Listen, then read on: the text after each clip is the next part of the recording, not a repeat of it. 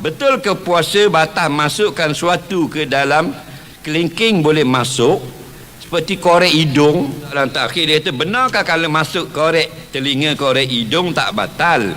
Dan apakah hukum kumpul air liur dan telan? Begini, hidung ini ada dua pendapat.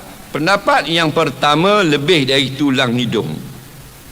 Kalau kita masuk tu benda teropong hidung tu, dia akan masuk dalam. Nampak? Itu pendapat yang pertama. Pendapat yang kedua, boleh pakai juga. Walaupun lebih pada tulang hidung, tak batal lagi. Jangan sampai ke otak atau sampai ke kerongkong. Jadi kalau orang korek hidung, adakah korek sampai ke dalam tulang? Orang korek hidung kelopak je lah. Jarang korek dengan screwdriver. Faham? Faham? Jadi dalam kelopak tidak batal. Okey? Kalau tengkok kat mana? Dekat halkum ni. Hak kita sebut huruf hamzah. Situ. Okey? Jadi di luar, di atas itu dikira mulut zahir. Lebih pada tengkok dikira batin. Jadi kita ambil air dalam mulut, berkomong. Telan tak? Tak lah. Dalam mulut tak batal. Sebab tu berus gigi tak batal. Gigi bukan duduk dalam halkum. Pakai basuh dengan berotor. Gigi dalam mulut, tak sampai halkum. Halkum sini. Jadi kita ambil buah obat, konyoh gigi, tak batal lah. Walaupun gigi dalam mulut. Mak mertua kita lagi tak batal, pasal gigi dia di tangan. Lagi nampak tak? Boleh nyanyi lagi buru gigi. Kena faham baik-baik. Okey? Telinga pula, iaitu jangan sampai lebih gegendang. Dalam kita dalam tu dia ada satu kon yang ada dalam mic ini untuk tangkap bunyi. Jadi kalau kita korek telinga tak batal. Pasal kita korek dengan cotton bud. Cotton bud orang tak korek gegendang, sakit. Okey, kan korek laluannya saja. Ni gegendang di sini lebih kurang. Cotton bud di sini saja. Okey? Nampak? Gegendang kena sebiji itu bengang kepala tak? Itu gegendang. Jadi kalau masuk air mandi junub di sini saja. Kalau tenggelam gegendang, kepala kita akan berdengung. Deng deng.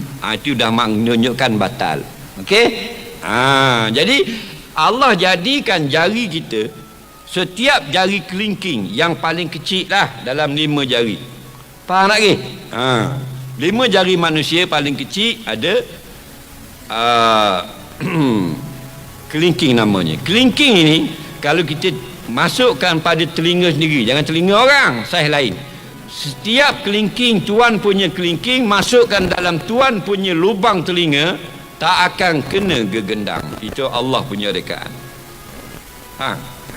Tak akan kena. Ambil kelingking, balik kat gibah. Kuat tak masuk kau. Mumpulah pun tak masuk. Itu tidak batal. Itu sebab tu ada kelebihannya Tuhan buat ni jari ni. Jari kelingking untuk korek telinga, gatal. Bukan suruh korek telinga hari-hari, gatal korek. Bersihkan tangan, basuh. Jari ni untuk apa? Pakai cincin. Faham tak? Jari manis. Jari ni, ni jari tengah. Cik jawab. Jari tengah untuk apa? Kamu jangan bukan. Jari tengah untuk istinja lah tu. Istinja sunat gini. Nak basuh berak, orang panggil cebok. Orang Terengganu tak panggil cebok, basuh berak dia panggil. Angkat jari ini, letak jari ini di bawah. Gonyoh gini. Jadi kena tempat keluar najis gini. Sebab kecil sangat tempat keluar, bukan besar piring. Kecil. Kita tak faham ni gini gonyoh. Faham? Ni jari sini saja. Dicepat tanggal. Okey? Jadi bersih. Okey? Tu jari tengah. Jari ni tu apa? Untuk tunjuk. Faham? Jalan tu kena depan, belakang sikit, tepi bangunan. Tu jari telunjuk ni angkat tahiyat. Jari telunjuk. Jari ni brim. Nampak? Cak jari, ibu jari, cap jari. Faham lagi? Ada kerja belaka tak?